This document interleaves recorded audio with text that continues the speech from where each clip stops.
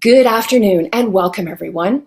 On behalf of Maple Inc., we're pleased to present the webinar entitled Beyond Bias, Advancing Obesity Treatment Coverage for Enhanced Patient Care, sponsored by Obesity Matters, with support from Bosch Health, Novo Nordisk, and Desjardins Insurance. This event is part of Maple Incorporated's ongoing webinar series for education in healthcare policy and pharmaceutical product coverage in Canada. Those of you who've registered in the past will be familiar with the format of these events. Maple is a consulting firm that works with all stakeholders in the private payer market for issues pertaining to pharmaceuticals within plan sponsor health benefits plans. My name is Alison Garwood-Jones. I'm your facilitator today, and I'm joining you from Toronto, Ontario. Today's webinar will qualify you for one continuing education credit from the Institute for Advanced Financial Education. At this time, we'd like to welcome our attendees who are representing almost all provinces across Canada. These webinars are offered by invitation only and are held for private viewing. So thank you so much, everyone, for taking the time to join us today. Before we get started, just a bit of housekeeping. We kindly ask that you close any non-essential programs that are still open on your computer. Doing that will help ensure that the quality of the sound and the video on your computer remains constant throughout the webinar. Today's session will be approximately 60 minutes long, and our webinar platform allows you to move and resize the various panels that you see on your screen. So if you want to make the slides panel, the links panel, or the video panel bigger or smaller, you can do that with your mouse. And if you want to go back to the default view, just click on the Restore button, which you'll find as the first icon located along the bottom of your screen. Today, you'll have the opportunity to ask questions using the Q&A panel on your screen. Just type in your question and click Submit, and we'll defer the questions until the final segment of the webinar. You can also reach us via the Q&A panel if you experience any technical difficulties during the broadcast today. Our team is here to support you. Polling questions are going to appear throughout the session to gauge your understanding and opinions on today's subject. So as a requirement for CE credits, we ask that you respond to each polling question. The polling questions will not be knowledge-based. Only your polling participation throughout the 60-minute webinar is needed to qualify for the CE credit. The polling questions will appear in the slides panel, and I'll read the question. Then we ask that you select your answer using your mouse or your touchpad and click Submit. You'll have about 10 seconds to respond to each polling question. The responses will then be tabulated and aggregated and appear on your screen, and we'll review them together after each question. Rest assured that your individual responses to our polling questions will remain anonymous. Additionally, please be sure to stay to the end of the webinar, as a brief survey is going to pop up on your screen just as we're adjourning. So please let us know if you require a CE certificate in this feedback survey. To get started, you'll see the agenda on the screen. Today, we are going to have 3 guest presenters, Dr. David Attalla, Rachel Atkins, and Neda Nasseri. Also, we'll have a Q&A session following today's presentation. So at this time, we usually allow attendees to get familiar with the polling process by asking the following question, which you'll see right now on your screen. Question number 1, which stakeholder group do you represent? Is it A, insurance company, B, benefits consultant or broker, C, employer, D, pharmacy benefits manager or PBM, E, third-party administrator or TPA, or F, other? So once again, please make your selection and then press Submit. We want to thank everybody for participating. It's so helpful for us to get a feel for who is in our audience today. And we'll be closing the polling question in just a few moments. So we will see what our audience is made up of. There we go. Results are down, and it looks like the majority of our audience are benefits consultants or brokers. Yes, the majority. Thank you, everybody. There, we have one more polling question for you, and it is coming up on the slide. There it is, everyone. Polling question number 2. Do you believe all insurers, benefits providers, should cover anti-obesity medications as a standard inclusion in all their drug plans, instead of leaving the decision to the plan sponsor benefits advisor to opt in? So A, yes, B, no, and C, not sure. So again, please make your selection and then press submit. And thank you everyone so much for sharing your opinion on whether anti-obesity medications should be covered as a standard inclusion. We'll be closing the polling soon and find out what you say. Should be a couple more seconds, and there we go. The grand majority of you say yes. All right, thank you very much, everyone. We'll now start our session. So at this time, I would like to introduce you to our first guest speaker, Dr. David Attalla. Dr. Attalla is an internal medicine specialist and a fellow of the Royal College of Physicians of Canada with special expertise in metabolic syndrome. His special interests include diabetic care, polycystic ovarian syndrome, and exercise physiology.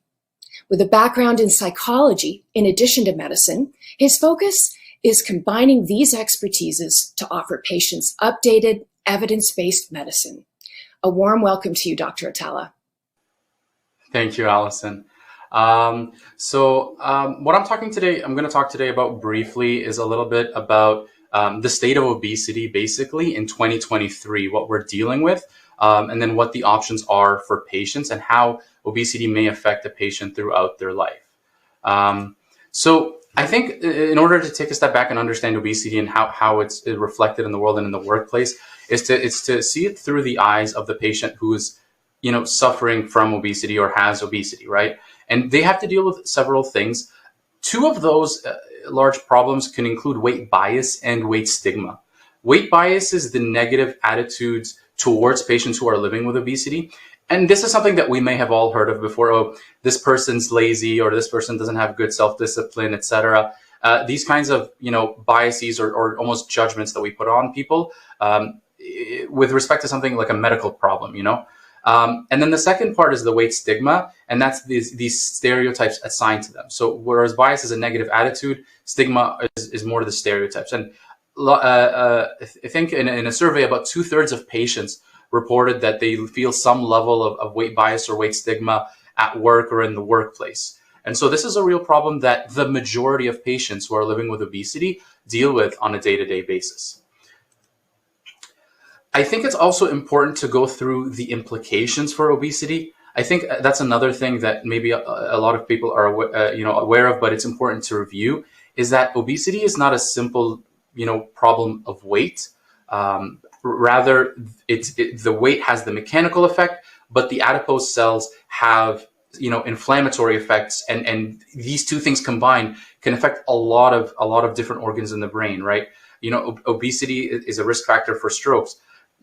Patients who are more sedentary have a higher risk of developing Alzheimer's disease. They can develop sleep apnea. They can have restrictive lung disease. The vast majority of ultrasounds I see today show fatty liver, right? I mean, I don't think I've seen an ultrasound that didn't show some level of fatty liver or hepatic steatosis in the last 6 months, because it's just so prevalent right now, right? And that's related to metabolic dysfunction. It can cause endocrine problems, whether it's polycystic ovarian syndrome, whether it's diabetes. It can cause issues with blood clots. It can cause increased risk of cardiovascular disease. It can increase your risk of acid reflux, et cetera, right? So a lot of these are issues that patients have to deal with on a day-to-day basis when obesity is present. And it's also important to know that it's not just affecting those symptoms, but it is affecting patients a little bit more directly. A patient whose BMI is over 30, they can expect a life expectancy decrease from about 2 to 4 years. A patient whose BMI is over 40 the first one was 30, 2 to 4 years for a BMI over 30. For a BMI over 40, the average life expectancy decrease is about 8 to 10 years. So we're talking about almost a full decade of life less when patients have a BMI over 40, which really emphasizes the urgency in addressing this problem, right? It's not, it's that's why it's considered its own medical problem or a disease now, not just a risk factor, because it affects life expectancy very directly. Okay. I'm not going to get down too much into the details, but it is really important to understand that hunger and homeostasis are very complicated processes, right? Eating is not as simple as self-control versus lack of self-control. There are multiple hormones and neurotransmitters involved in the signaling of hunger, as well as the feeling of cravings. What you see in front of you is the diagram for homeostatic eating, but it's also important to remember that there's also hedonic eating, which is mediated a little bit differently. And hedonic eating is when it's more emotional eating. But this right here is homeostatic eating, as you can see, you've got multiple neurotransmitters and hormones coming from different organs, right? The stomach can release ghrelin. Adipose tissue releases leptin. The pancreas releases insulin. The intestines release cholecystokinin, glucagon-like peptide 1, peptide YY, and oxyntomodulin. And all of those go together and are interpreted in the hypothalamus. And then within the hypothalamus, different groups of neurons can forward that signal to mean different things, right? If the POMC nuclei are activated more, then our brain sends out satiety signals and we feel full. If the AGRP or agouti-related peptide nuclei are activated more, then we feel hungry, right? And as you can imagine, not everyone has the exact same levels of ghrelin, leptin, insulin, etc. But at the same time, not everyone has the same number of receptors in the brain or the exact same, pathway robustness, so that these signals can be interpreted differently. And there are several genes involved in terms of how people can interpret these signals, as well as the levels of these hormones, which is why genetics are very closely tied with obesity, but also why you can see a lot of families can sometimes look alike, right? And it's because of the fact that it's so complicated on multiple levels. When it comes to assessing patients who are living with obesity, it's important to, and then this is more for physicians, but it's really important to ask the question. An interesting survey found that about 1/3 of physicians bring up weight to patients, while 2/3 of patients would like it brought up. And so it's actually a problem that patients are interested in addressing, but sometimes they don't feel comfortable to bring up. And so it's an important barrier to break as well, is to actually bring up the topic. But once the patients come into my clinic, the first thing we do, of course, is the diagnosis and the assessment. Weight and BMI and waist circumference, those are all helpful. And the other thing that can be helpful sometimes is what we call the 4M framework. The 4M framework is a nice little checklist that can see the way someone's weight has affected their body. There's mechanical, which can include things like whether they have arthritis, back pain, sleep apnea, all again mechanical ways where it can affect the body. There's metabolic, so that can include things like kidney disease, diabetes, high blood pressure, high cholesterol.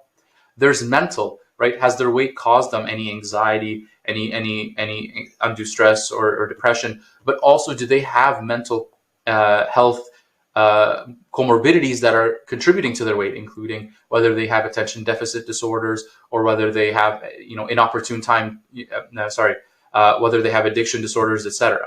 And then finally, there's social milieu, which is something that can include whether they have the income necessary to afford medications or to afford eating healthy and buying groceries, especially in today's climate, whether they have time to cook, and whether they have the skills or the knowledge to cook as well. And so these are all barriers that we identify on initial assessment that can really help categorize patients, but also gives us a nice reminder on follow-up in a year or two of things to recheck, whether it's their cholesterol level or to repeat a sleep study.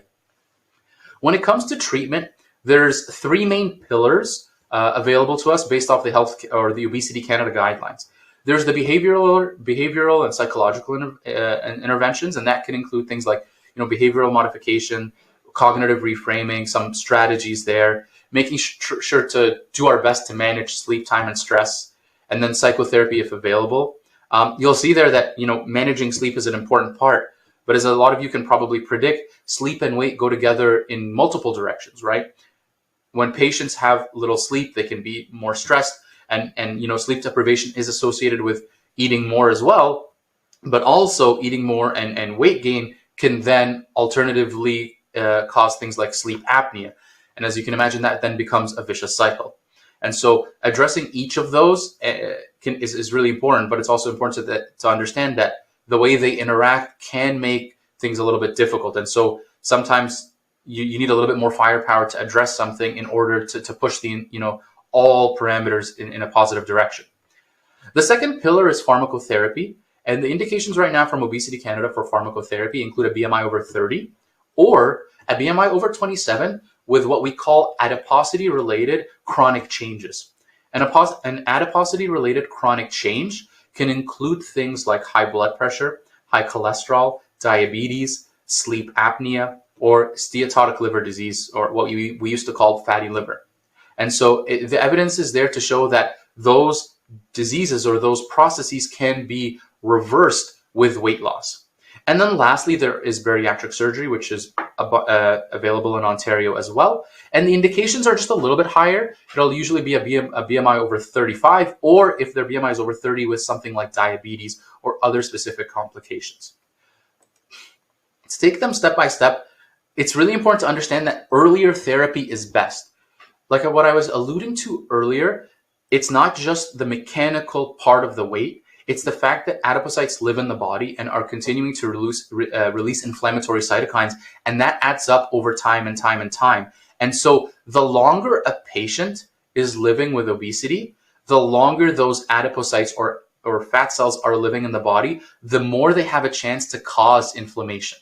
And so that's why earlier therapy is better, because you actually end up having less damage to the body the earlier you intervene, which I think sometimes can come at a little bit of crossroads, because a lot of other things in medicine, there's sometimes a watch and wait mentality. That might be a better approach for some things, trying different things and then seeing what happens. And it is definitely important to use escalating care in obesity. You always want to try lifestyle first.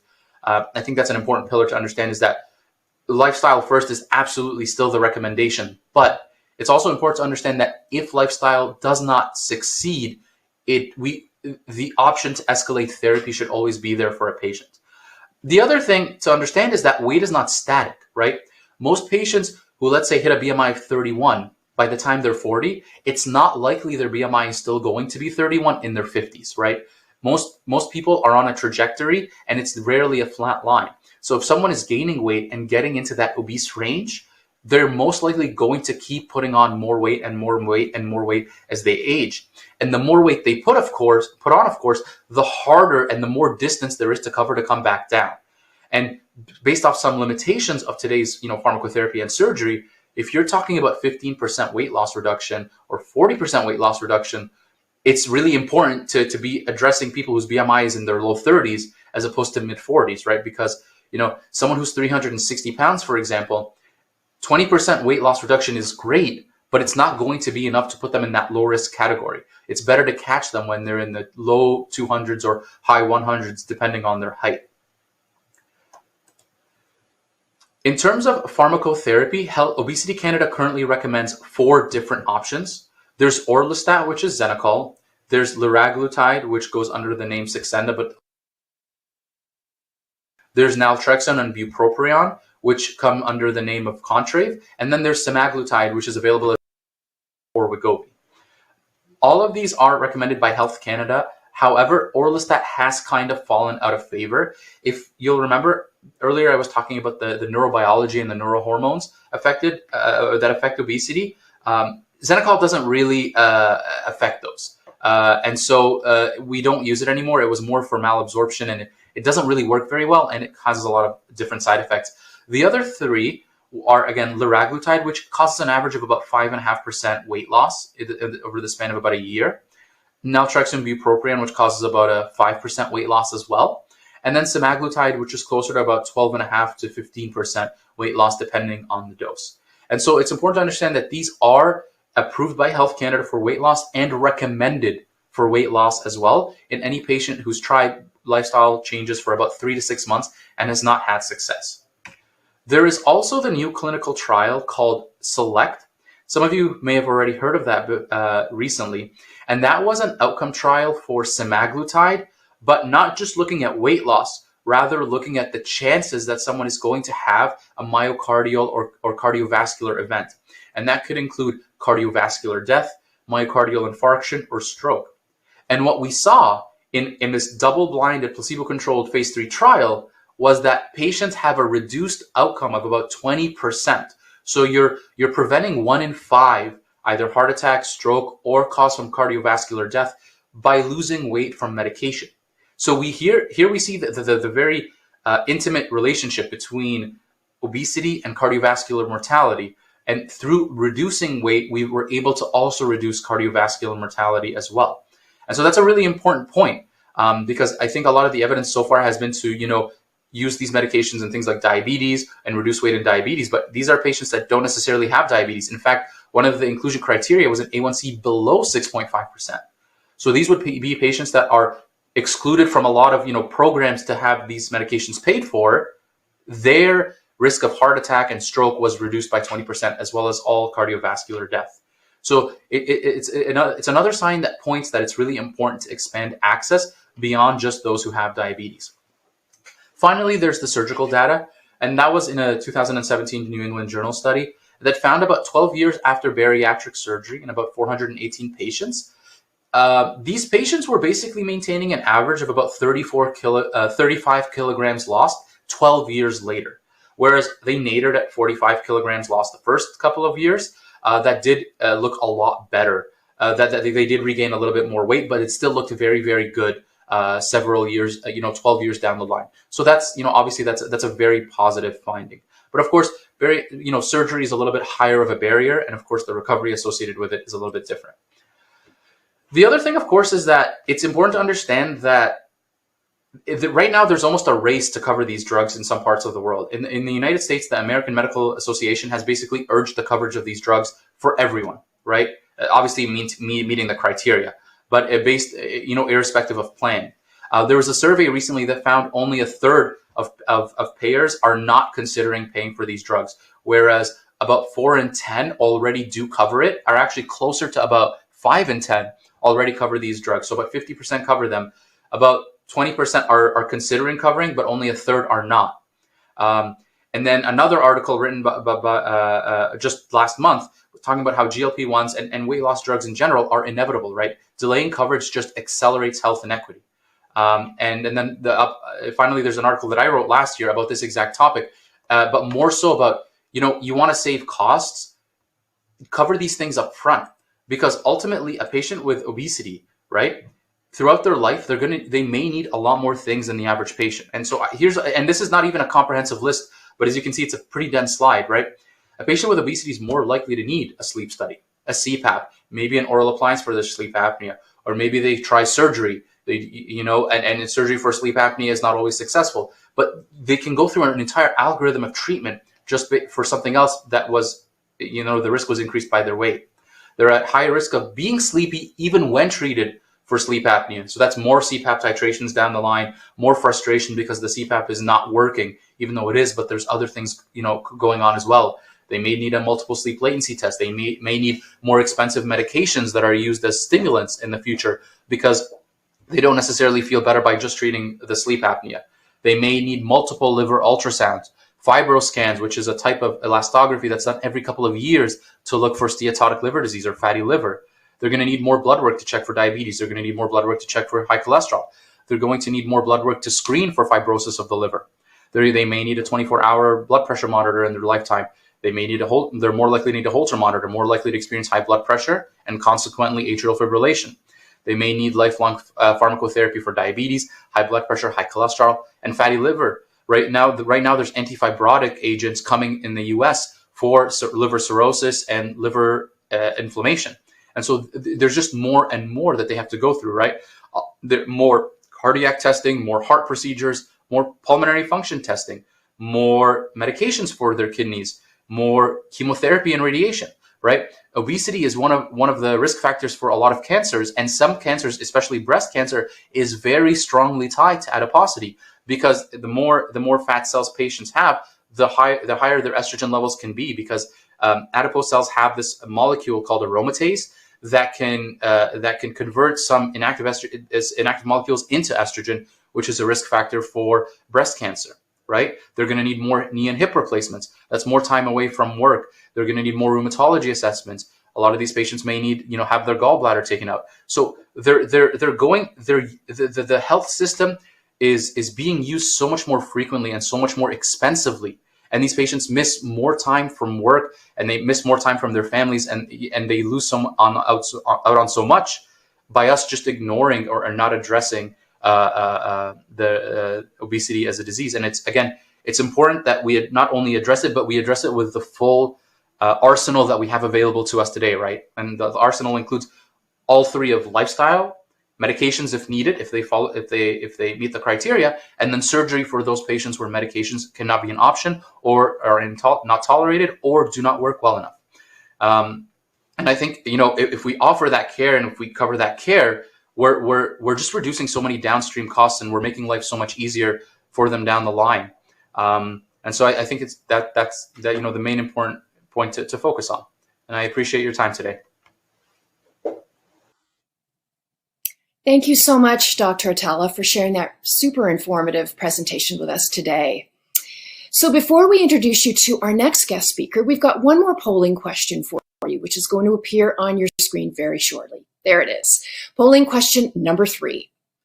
How important is it to have a patient voice included when determining coverage for anti-obesity medications? So on a scale of 1 to 5, where 1 is extremely important to have a patient voice included, and 5 is it's not important to have a patient voice included. So please make your selection and press submit. And again, thank you everyone for participating.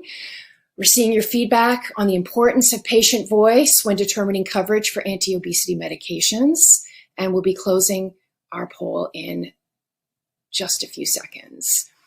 So the results are up, and the majority of you are saying, yes, it's extremely important to have a patient voice included, followed by people hovering in the middle. So, but the majority say yes. So there we go. Now I'd like to introduce you to our second guest speaker, Rachel Atkins. Rachel's career is based on a strong aptitude and passion for strategy. For more than 20 years, she's delivered solutions to drive large-scale business transformation.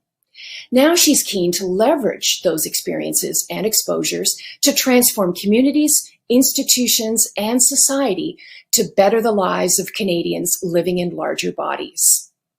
As someone who has struggled with weight management her whole life, Rachel was fortunate to find a welcoming community, gain access to evidence-based information, and tap into the care she deserves. She found her voice and is comfortable advocating for herself and is passionate about advocating for others. Rachel's vision and hope for our future is that we no longer live in a world with overweight, fat, or obese people, but rather there are just people living happy and healthy lives. Welcome, Rachel.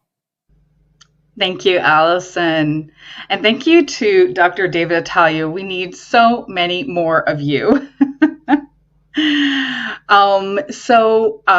As mentioned, I am the Vice Chair of Obesity Matters, and I'm just going to take a few minutes to share with you the patient perspective.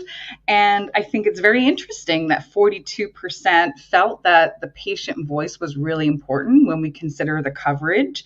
And I feel very excited to hear the first polling results that 63% felt that these obesity medications should in fact be covered.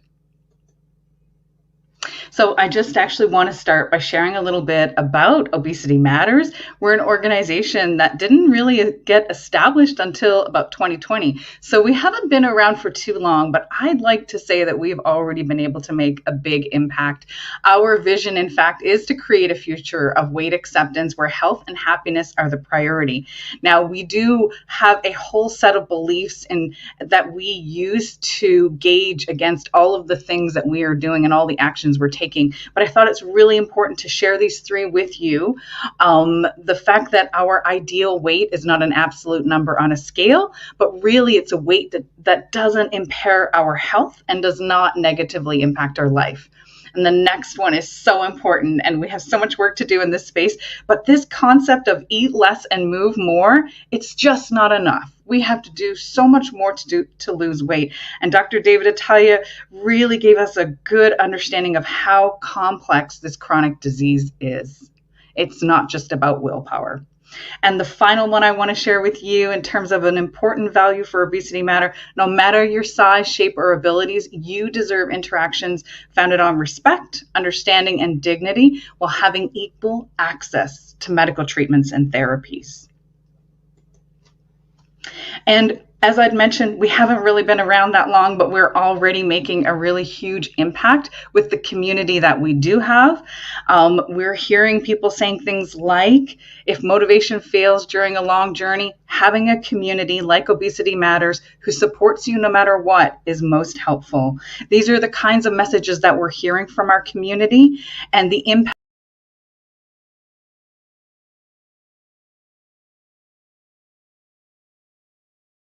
of the programs that we are running are doing things like driving policy change through advocacy, through some of the programs that we're running to do advocacy panels throughout the different provinces, just really helping patients also feel empowered to be able to advocate for themselves and their communities is really important in terms of seeing some of the outcomes of our programs. And as I'd mentioned, some of the programs, I'm actually part of a year-long free program for our community, which is a wellness workshop that runs live every 2 weeks. And we are bringing experts like Dr. David Attalla right into the living rooms of the individuals that are part of our community and supporting their needs. We're running a policy roundtable. We've started in Ontario. We're looking at doing so in Quebec next. We now that we're allowed to have in-person events again, we are looking to hold the second Your Health Matters Summit, which is an all-day hybrid summit. We started last year was our first one, and we're looking at doing another one next year. And we have great connections within the media, which really helps us to amplify the voice of our community. And so, as I'd mentioned, there's a whole series of different types of things that we're working on. And we're also helping to drive traffic to some of the clinical trials that are happening right now, and continuing to make sure we're putting a big emphasis on our social media campaigns. So, as I'd mentioned, I want to share a little bit with you about some of the stories of the individuals in our community. And let's start with Angela's story. And I thought the best way for you to hear her story was to watch this little video clip. So your speech today was wonderful, and I feel like I'm the poster child. When you talk about obesity, I'm the poster child. I'm not alone. I've had conversations with lots of friends and people I've connected with. I'm a nurse, so I've worked in primary care, and I've seen people have the struggle, so I was able to attend a lot of sessions and information sessions about this sort of stuff. And then even myself, I decided to take a program. I've been involved, you name it, Weight Watchers, TOPS, keto, non-keto, Dr. Atkins back in the day, you name it, I've done it. And I've had a lot of really compassionate people in my life, like compassionate providers like yourself who have, sympathized, understood. It's been my story. Everything you've said has been my story. Yet here I am, still trying to find the answer. So here I come in here and I'm like, yes, acceptance is the answer. This is what I'm trying to promote now, because I'm like, clearly I can't do it because I don't have enough values, motivation, all of these things just makes complete sense to me, right? Just making this up as I go. So I'm like, here I am, what do I do? What does someone do in my position? You want to get healthier. And so my doctor recently prescribed me Desjardins, which is on your list. Desjardins and Saxenda are like these two, and Ozempic is another one that's up there as well. I know I've done my research. A lot of people out there in this industry just want to make money from it because it is a cash grab for a lot of people. So where do you get good information? Where are you getting all this stuff? So Jardiance has been sitting on my nightstand for 2 months now, and I'm reluctant to try it. And I said to my doctor, what's it going to do for me? He goes, oh, it'll help you with the cravings, he said. I said, well, how much can I expect to lose? He goes, well, you can lose 10 to 15 pounds without even trying. I'm like, wow, significant. Thanks for the help. That means nothing to me, right? Like, I'm not looking for the right answer. I'm not looking for anyone to give me the solution. But there are other big problems. This is all, like, we're all here for the same reason. And, you can stop the advertising and you can promote all these things. And where do we start? Like, let's get it started. But, I see it every day. I see it in my relationships. I see it in my friendships. I know what I go through. So if I feel like I've sort of, been there, done that, what's different today?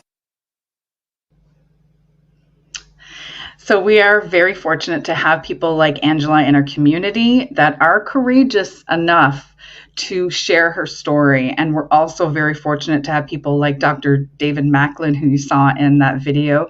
And his response to Angela was, in fact, to apologize on behalf of the medical community and to also share that acceptance is a really important step. But treatment and fair access to treatment is really what's going to make a difference in improving people's lives. So that's a really important consideration. And we thank people like Angela. And, we have a significant number of people in our community that share Angela's story. And so what we've done is just to sort of say, like, let's think of a fictional character like a Georgie. She's very representative of a lot of folks in our community, a 50-year-old single mom of a teenage daughter. She's a manager in the auto industry, so she's got a demanding job, lots of travel, late nights at the office, and decades history of yo-yo dieting and trying every fitness class out there. She happens to now be a person that's living in a larger body and also at that age of menopause and feeling the aches and pains of aging. So what you'll see on this chart is that little faint line in the background, and that's very typical of many of our journeys. There's a lot of highs and there's also a lot of lows. And on the top end of the spectrum is that weight gain where, unfortunately we find ourselves in situations, can't fit in our clothes, ankle pain, sleep disruption, stress, and really a lack of focus. And then on the bottom end is where we start to see, some weight loss, maybe some improvements in our health. In general, better focus, more confidence in ourselves, and more time for less fun and less joint pain. So over time, you can see that, we kind of straddle within these two lines. And at some point, we also get to experience some weight stability. But really, I just want to share a couple of highlights from this journey, and Georgie starting out thinking, I want to seek help to be healthier, stronger, a better role model for my daughter. And then she's fortunate enough to have access to a doctor that helps to guide her in the right approach, and it is really important that we look at things like lifestyle considerations, and then perhaps some cognitive behavioral therapy before you get to that conversation around medications. And when that happens, that's for the individual that has to make that decision for their life. It's a tough one. These medications are very expensive. And also, it does take a lot to accept the fact that these medications are also something you have to take for life. So these are important decisions to make, just to even say, yes, I will take that medication. And then, then you start to see the great side effects like, cravings going down. And perhaps you might even see some weight loss.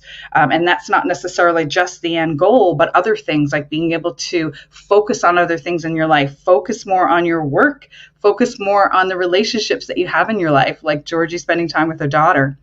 And then what we're hearing now over and over in our community is that There are some people that are finding when they've made these decisions, they're moving forward, they're making the sacrifice in their life, because a lot of times they have to make the sacrifice to be able to pay for this medication and perhaps not pay for something else that's important in their life.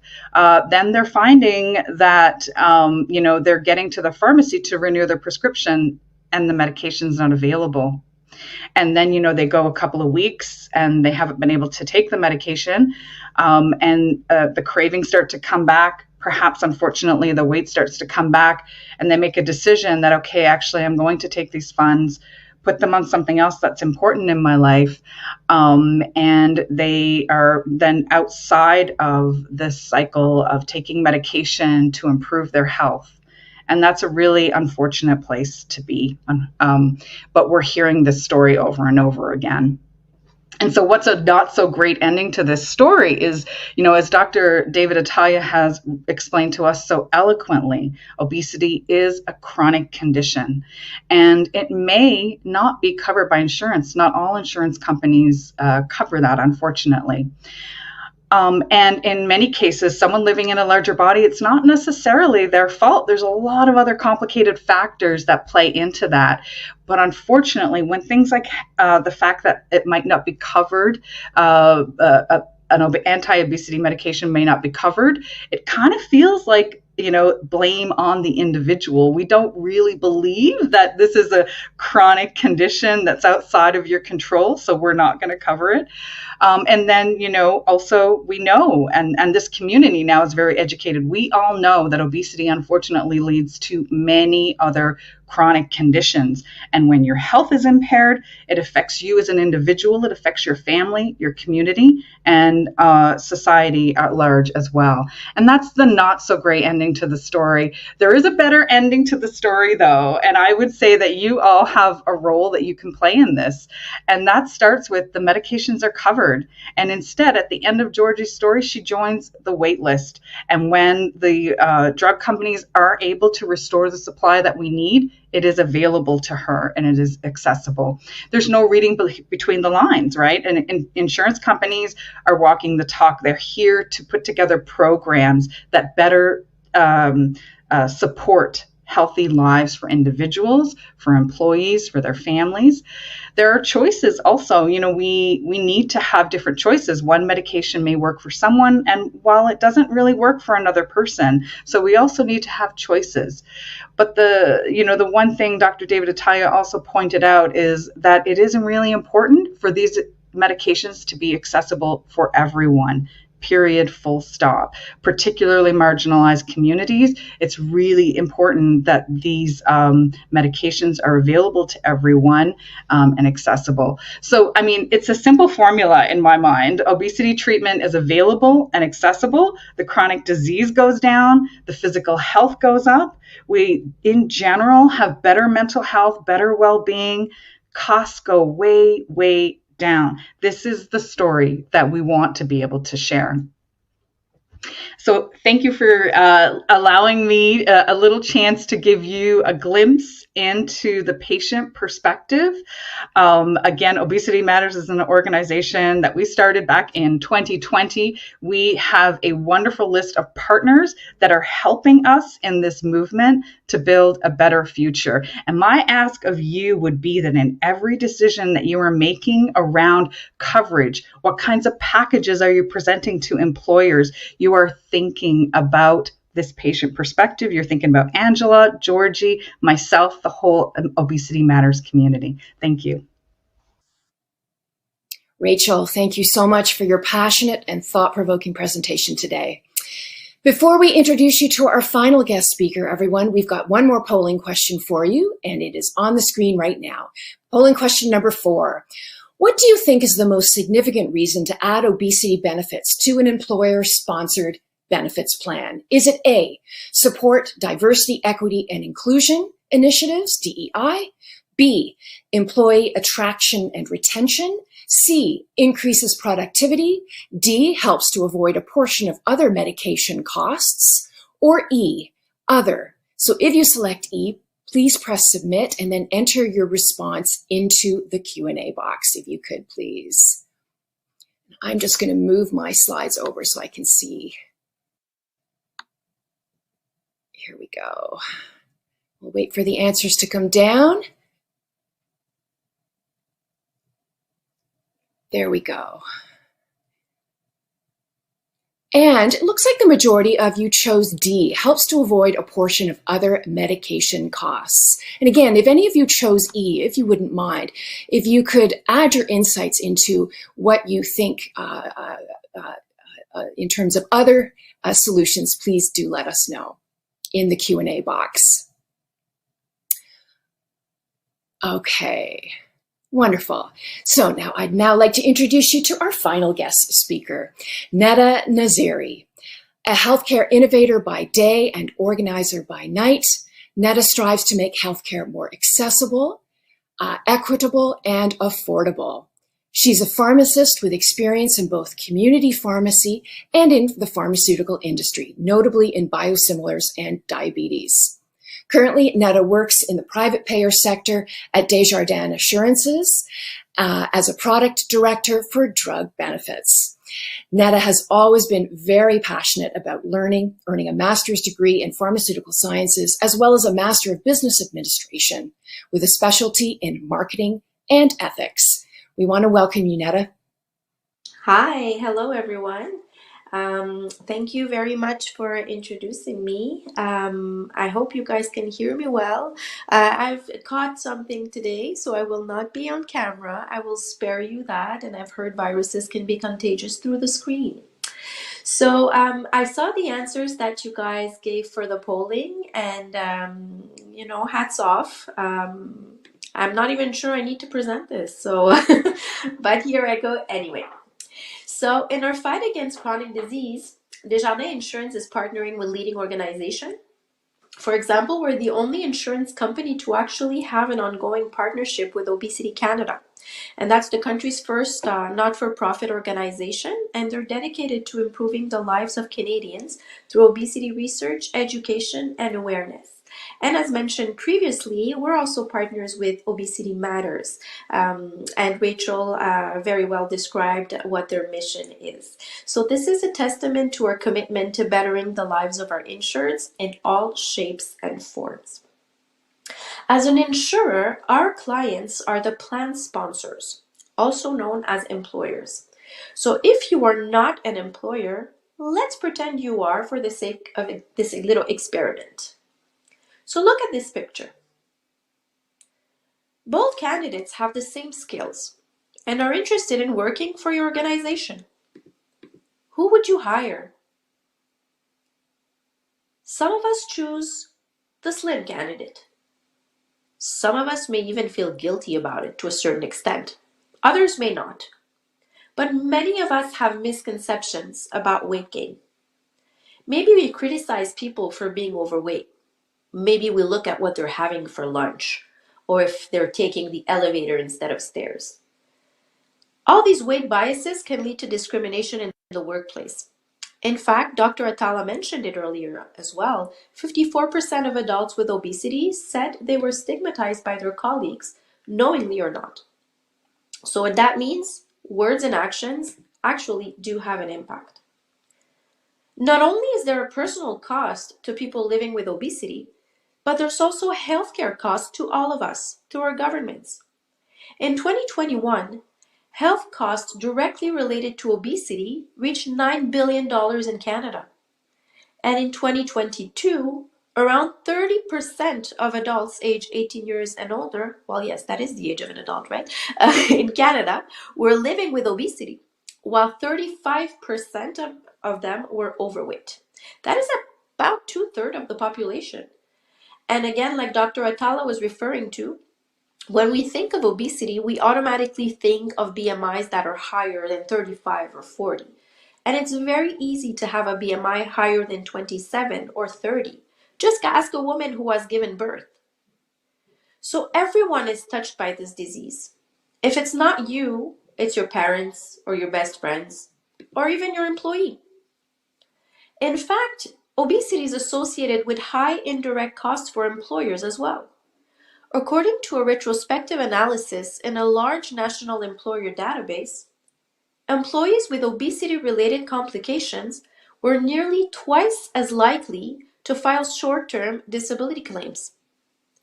The same study showed that employees with a BMI higher than 40 tend to miss 77% more workdays than the employees with a BMI of 25. And additionally, presenteeism in the workplace has been shown to be the single largest cost driver. So something needs to be done for employers as well. Studies have shown that 5 to 10% weight loss leads to about 58% reduction in the risk of type 2 diabetes, in a reduction in heart problems. The SELECT study showed it too. A decline in joint disease and pain, and also so many more benefits. But I don't want to insist so much on the weight loss, but more on regaining health. It's not only beneficial for an employee's life, but also for an employer's drug plan and disability plans. Healthier employees rhyme with less expenses for the plan sponsors, and these expenses can be reinvested into other services for employees. In order to support our plan sponsors, Desjardins put together the Healthy Weight Initiative to address the different pillars that Dr. Attalla told us about. But this really didn't come overnight. This timeline shows you what we did in support of our insureds. In 2015, we started having our discussions. We looked at what tools were available to us, at the resources online. And in June 2019, we launched Phase 1 of the Healthy Weight program. In June 2020, we announced our partnership with Obesity Canada, and we've been working hand in hand with them, looking at the research and working on awareness. And in August 2020, the new obesity guidelines were released. Finally, obesity is considered a disease officially by Canada. So in October 2020, we started having our internal discussions. And actuaries are very hard to convince. So it went on and on and on until August 2021, when we decided to include standard drug coverage for obesity for all our new groups. And then in 2024, we will do the relaunch of the Healthy Weight Initiative. So basically, we added these as our standard offer in 2021, and as a result, close to 50% of our groups include coverage for obesity medications now. And that is a winning strategy to have a healthier workforce. The Healthy Weight Initiative is part of a holistic approach aimed at changing habits and behaviors and improving health, as well as facilitating activities of daily living by addressing the subjects from all angles possible. Our offer includes coverage for the combination of drugs for the treatment of obesity and healthcare professionals to accompany people on that journey. So there's dietitians, of course we know what they're for. There's psychologists, and we have a very high maximum for them. That's what we recommend anyway. We give coverage for kinesiologists. Those healthcare professionals, they allow individuals to train in a safe environment. And also ergonomists. That what they do is basically to make people more comfortable in the workplace. Plan sponsors can basically configure their plan according to what they wish to offer their employees by selecting the categories of healthcare professionals and drugs covered by their group insurance plan, as well as the associated amounts. As part of the Healthy Weight Initiative, in the new year, Desjardins will provide our plan sponsors with a best practice guide in order to welcome comfort and acceptance to employees living with obesity. Also, in order to embrace diversity and inclusion, to lower risks of stigma and discrimination in the workplace, and hopefully increase employee retention, because when you feel good somewhere, you don't want to leave. In summary, how can employers be part of the solution? By making sure that their benefit plan offers coverage to all the treatments recommended by the Canadian guidelines on obesity. You can see them on the left. And at Desjardins, we pride ourselves on following these guidelines, as we want to make sure, for our plan sponsors' sakes, that our insureds live happy and very healthy lives. So what are our take-home messages? Well, that insurers have to consider obesity on the same level as any other chronic disease. And people living with obesity have a right to be treated for their disease. It's only ethical. Obesity treatment saves lives now. We've seen it in the results of the SELECT trial. Employers can actually help their employees by offering coverage for dietitians, kinesiologists, psychologists, and of course, medication. And finally, employers can make their workplace safer and more inclusive. Thank you very much for giving me the opportunity to present our program. Thank you, Neda, for your excellent presentation. Before we move on to the Q&A period, everyone, we've got 2 more polling questions for you. Here is our next question. You'll see it come up on the screen shortly. Question number 5. Which other services would you value for obesity management? Would it be A, kinesiology or safe exercise therapy, B, psychology, C, dietetics, D, alternative medicine, E, wellness program, F, all of the above, or G, other? And again, if you select G, if you could press submit and enter your response into the Q&A box about other services you're thinking about. That's for people selecting G. And also, as many of you in the audience are benefits advisors, we're really curious about what services you feel your employer clients and their plan members would value for obesity management. So please do let us know. And the polling will be coming, results will be coming down very, very soon. Wonderful. And the results have just come up. And the majority of you by far are saying F, all of the above. So fascinating. Thank you for sharing that with us, everyone. And we're going to move on now to the final polling question. Question number 6. What are the main challenges or roadblocks that prevent advisors from proactively discussing inclusion of anti-obesity medications with plan sponsors? Is it A, lack of time, B, competing priorities, C, need for more tools, resources, and education, D, limited plan sponsor interest, or E, other?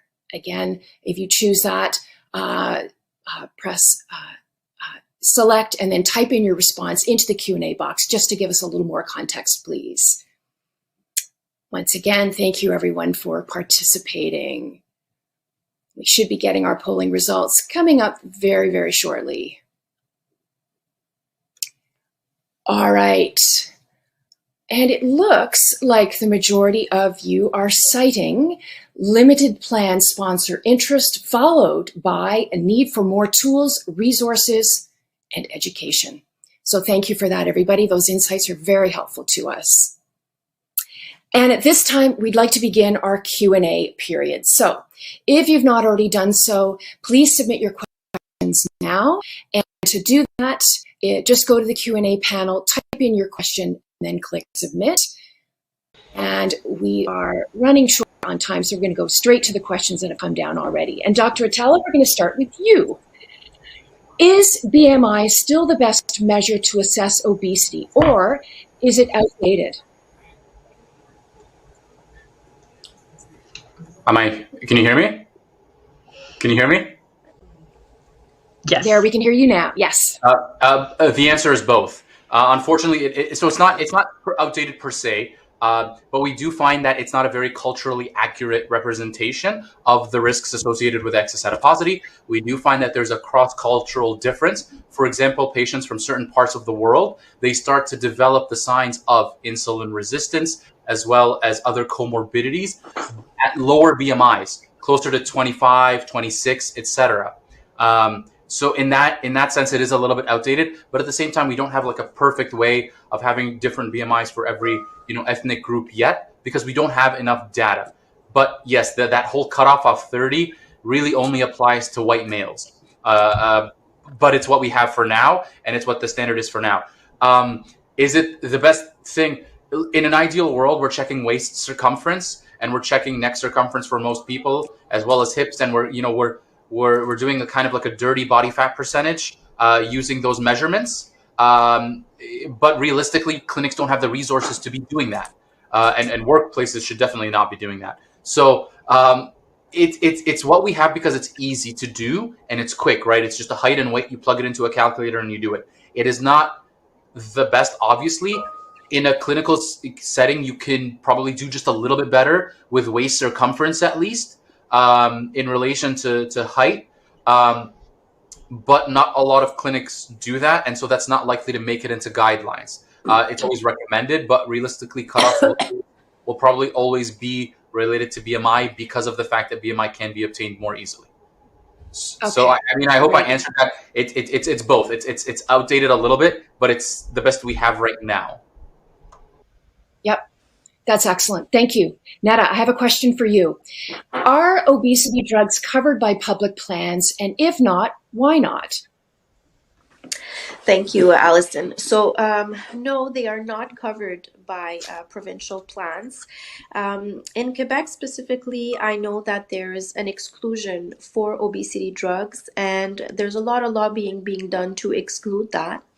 And in other provinces, we've been doing some work along with Obesity Matters to try to change this for the patients, because bottom line is, again, as we all exposed it, there's going to be a lot of negative consequences to not treating obesity.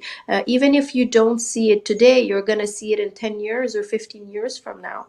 So it would be amazing if we can have the ear of all of our deputies, and if you really believe in it, please go ahead and write something to them to let them know that you believe in that and that these should be covered, because it is not ethical to exclude a class of people from having good treatment for their disease. Yes. And our last question is for you as well, Neda. It asks, cost of benefits is under assault from all directions. Disability claims increases, expanding drug coverages, dental fee guides, and more. Who really is paying for all of this? Employers resist cost increases, saying enough is enough. Oh wow, that's a hard one. Who pays for that? Well, at the end of the day, we do have cost containment measures as an insurer, so there are ways for us to pay less for drugs, not so much necessarily for dental guides, I would say. I'm not the expert on dental, but for drugs, there are ways to pay less. There are negotiations that can happen with pharma companies. Honestly, like if you are to cover obesity drugs, and I'm gonna tell you this in all transparency, in August 2021, when we decided to cover all our for all our groups the obesity drugs, we did not see any increase of claims for obesity drugs. The only thing that happened is after the media meddled in this, but before that, I mean, all these drugs existed before that. Contrave existed, Ozempic existed, even though it wasn't officially indicated for obesity. Saxenda existed, but we hadn't seen any crazy increase. So I would say that physicians tend to prescribe responsibly, and if someone is prescribed that drug, it's really because they need it. And today, yes, it might be a little increase in your cost, but then down the line, you will be seeing the decrease in cost and disability, as well as in drug costs in overall for other diseases. So I think it's really, really important to look at ourselves, to look at our neighbors, and see how many people need these treatments, and then act upon it. Yep. Thank you, Neda. And thank you very much, everyone, for the discussion today. And as we approach the end of the webinar period, we're going to conclude the Q&A session now. And if we were not able to respond to one of your questions today, or if you have any additional inquiries, please feel free to email us directly. Our email address is on the screen right now. It's info@maple.ca. We'd like to thank our guest presenters today, Dr. David Attalla, Rachel Atkins, and Neda Nasseri. We also want to acknowledge sponsorship of today's webinar by Obesity Matters, with support from Bosch Health, Novo Nordisk, and Desjardins Insurance. Today's webinar is part of the continuing series offered by Maple. If you're not currently on our email invitation list, you can submit your contact information by clicking on the View button in the links panel under Join the Maple Webinar Invitation List. We have a number of webinars planned for early 2024, so please stay tuned as email invitations will be sent in the coming days. At the conclusion of this webinar, a brief survey will pop up in your web browser. Please take a few seconds to give us some feedback. We always appreciate it. Lastly, CE certificates submitted to the Institute for Advanced Financial Education will be issued within a few weeks' time. So please let us know if you require a CE certificate in the feedback survey. Thank you, everyone, and have a great holiday, and we'll see you next year.